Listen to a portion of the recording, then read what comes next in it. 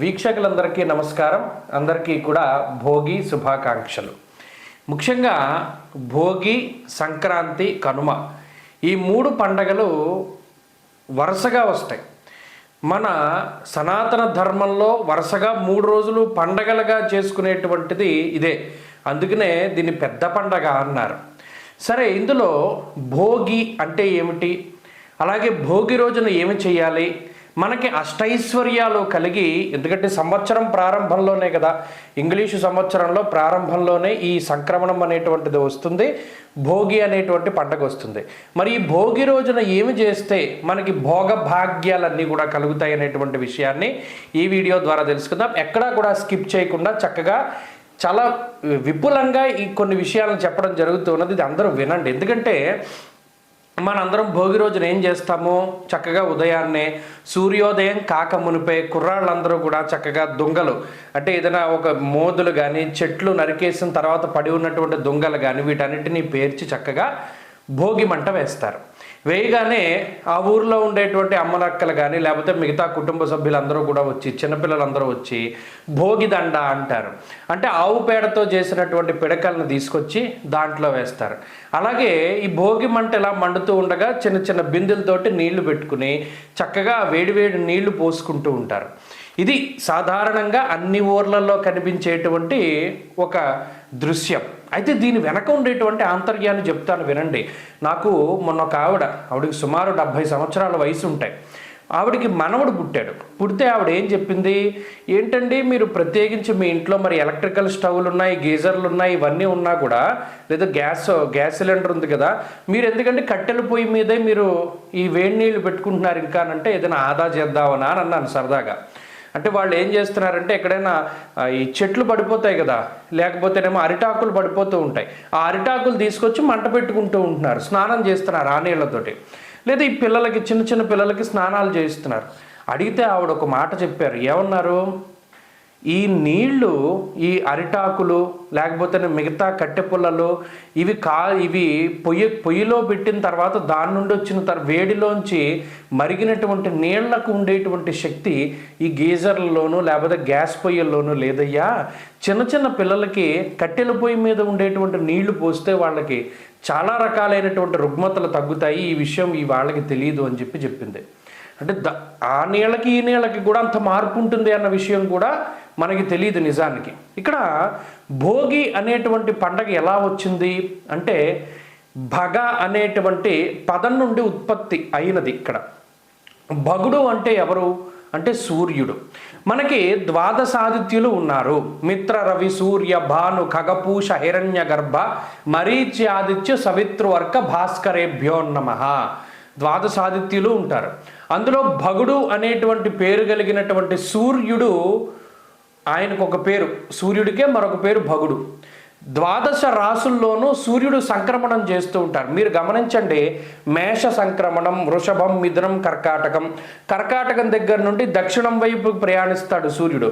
ఇక్కడ మన ఋషులు చేసినటువంటిది ఏంటి అంటే, ఏ రాశిలో ఒక సూర్యుడు ఉన్నాడో ఆ సూర్యుడికి ఒక పేరు పెట్టారు. మేషంలో సూర్యుడికి ఒక పేరు, వృషభంలో ఒక పేరు, ఇలా మకరంలో ఉండేటువంటి సూర్యుడి యొక్క పేరు ఏంటయ్యా అంటే భగుడు. ఆ భగుడు అంటే మకర సంక్రమణం వల్లే కదా పండగ వస్తున్నది. ఆ భగుడు అనేటువంటి పేరు మీద ఇక్కడ భోగి అనేటువంటి పండగ వచ్చింది. అంటే ఆ సంక్రమణం జరగడం ద్వారా ఆ సూర్యుని యొక్క ఆరాధనే అంతర్లీనంగా ఇందులో నిక్షిప్తమయ్యి ఉన్నది. అందుకనే మన వాళ్ళందరూ కూడా ఏం చేస్తారు, ఇప్పుడు చూడండి, మాఘమాసం వస్తే మనం ఏం చేస్తాము, ఆవు పిడకలతో చేసినటువంటి దాలి వేసుకుని, ఇత్తడి గిన్నోటు పెట్టుకుని, దాంట్లో ఆవు పాలు పోసుకుని, క్షీరాన్నాన్ని వండుకుని, చక్కగా సప్తాశ్వరధమారూఢం నమస్కారం చేసుకుని, సూర్యుడికి నివేదన చేసి పరవాన్నం తింటాం. ఇక్కడ కూడా అంతర్లీనంగా అదే రకమైనటువంటి పని చేస్తున్నాం. భోగి దండలు అనేటువంటి పేరుతోటి ఆవు పేడతో చేసినటువంటి పిడకల్నే మనం భోగి మంటల్లో వేస్తున్నాం. అవి అందులో కాలడం ద్వారా తత్ఫలితంగా ఒక రకమైనటువంటి, ఇప్పుడు చూడండి, ఈ వృద్ధార్క హోమధూమశ్చ ఆయుర్వృద్ధిం దినే దినే అన్నారు. ఆ హోమ ధూమము అంటే హోమాల్లో కూడా ఇవే సమిధులు వేస్తారు, ఆవు పిడకలే సమిధులుగా వేస్తారు. ఆ హోమ ధూమం వల్ల ఆయుర్వృద్ధి అవుతుంది. అలాగే ఈ భోగి మంటల్లో ఈ పిడకలు వేయడం ద్వారా దానిలోంచి వచ్చేటువంటి ఆ పొగ ఏదైతే ఉన్నదో మనలో ఉండేటువంటి అనేక రకాలైనటువంటి రుగ్మతలను పోగొడుతుంది ఒకటినో. ఇందులో ప్రత్యేకంగా సూర్యారాధన చేస్తూ ఉన్నటువంటి సందర్భంలో కూడా మనం పిడకలు వేస్తున్నాం. చాలామంది దాని మీద పాలు పొంగిస్తారు, నీళ్లు పెట్టుకుంటారు. ఇలా ఎక్కువగా ఏంటి అంటే అంతర్లీనంగా ఉన్నటువంటి విషయం సూర్యుని ఆరాధన చేయడం. దీనిలో ఇంకో కథ కూడా ఉన్నది. ఏమిటి? దేవతలందరూ కూడా ఒక రాక్షసుని సంహారం చేయడానికి 30 రోజుల పాటు కూడా ఆవు పేడతో చేసినటువంటి గొబ్బిళ్లను పెట్టి ఈ 30 రోజుల తర్వాత వాటిని భోగి మంటల్లో వేసి లేదా ఆ మంటల్లో ఆ రకమైనటువంటి రాక్షసుని కాల్చడము, లేదా ఈ ధనుర్మాసం అంటేనే శీతాకాలం కదా, ఎక్కువగా ఈ శీతాకాలంలో శ్వాసకోశాలకి సంబంధించినటువంటి సమస్యలు వస్తూ ఉన్నాయి ఈ హేమంత ఋతువులో. అందుకనే హోమధూమశ్చ ఆయుర్వృద్ధిం దినే దినే అన్నారు. అందుకనే ఆవు పిడకలతో చేసినటువంటి భోగి దండలు అన్నాం కదా, వాటిని ఆ మంటల్లో వేయడం ద్వారా దాని నుండి వచ్చినటువంటి పొగ మనలో ఉండేటువంటి శ్వాసకోశాలకి సంబంధించినటువంటి సమస్యల్ని తీసేస్తుంది, రుగ్మతల్ని పోగొడుతుంది. అంతేకాకుండా కొన్ని రకాలైనటువంటి క్రిమి సంహారకాలుగా కూడా, ఎయిర్ ఫిల్టర్స్గా కూడా ఈ మంటలు ఉపయోగపడతాయి అన్నది శాస్త్రీయమైనటువంటి విషయాలు. ఈ భోగి అనేటువంటిది ఏంటి? ఇదంతా సంక్రమణమే, రవి సంక్రమణం. మనకి ప్రత్యేకించి పంచపర్వాలు అని ఉన్నాయి జ్యోతిష్ శాస్త్రంలో. ఆ పంచపర్వాల్లో సంక్రమణం కూడా ఒకటి. అందుకనే సంక్రమణానికి ముందు, సంక్రమణం తర్వాత కూడా మనం పండగలు చేసుకుంటూ ఉన్నాం.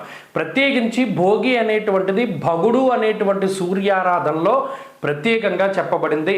అందుకనే ఏం చేయాలయ్యా భోగి రోజు అంటే, ఉదయాన్నే సూర్యోదయం కాకమునిపై నిద్రలేచి చక్కగా స్నాన సంధ్యావందనాది కార్యక్రమాలు నిర్వహించుకుని ఆ రోజు ఉదయమే భోగి మంట వెయ్యాలి. ఆ మంట ఎక్కడ వెయ్యాలి? చక్కగా ఇంటికి దగ్గరగా, మన ఇంటి దగ్గర. చాలామంది ఏం చేస్తారు, పాత సామాగ్రి అంతా తీసుకెళ్ళి మంటల్లో వేసేస్తారు. నిజంగా అది చాలా గొప్ప విషయం. మనలో ఉండేటువంటి ఆ చెత్త అంతా తీసుకెళ్ళి మంటల్లో వేయడం ద్వారా ఆ చెత్త అంతా కూడా కాలిపోయి మనకి భోగభాగ్యాలన్నీ కూడా వస్తాయి. అలాగే ఆ రోజు ఆవు పిడకలతో చేసినటువంటి దండని ఆ భోగి మంటలకి అక్కడ భోగి మంటల్లో వేసి ఆ మంట చల్లారిన తర్వాత చక్కగా 3 సార్లు ప్రదక్షిణం చేసి, నిజానికి ఇంకో గొప్ప విషయం ఏంటి అంటే, వీలుంటే ఆ మంట మీద పెట్టి నీళ్లు కాచుకోమన్నారు.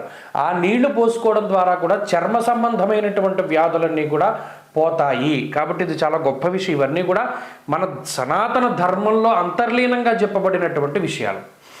అప్పుడు ఆ భోగి మంట చల్లారిన తర్వాత ఆ భస్మం ఏదైతే మనం ధారణ చేస్తామో దానివల్ల సమస్తమైనటువంటి నవగ్రహ దోషాలు కూడా తొలగిపోతాయి అని చెప్పి చెప్పడం జరిగింది. ఇంకో ఒక విచిత్రమైనటువంటి విషయం చూడండి, చిన్నపిల్లలకి బాలారిష్టాలు ఉంటాయి.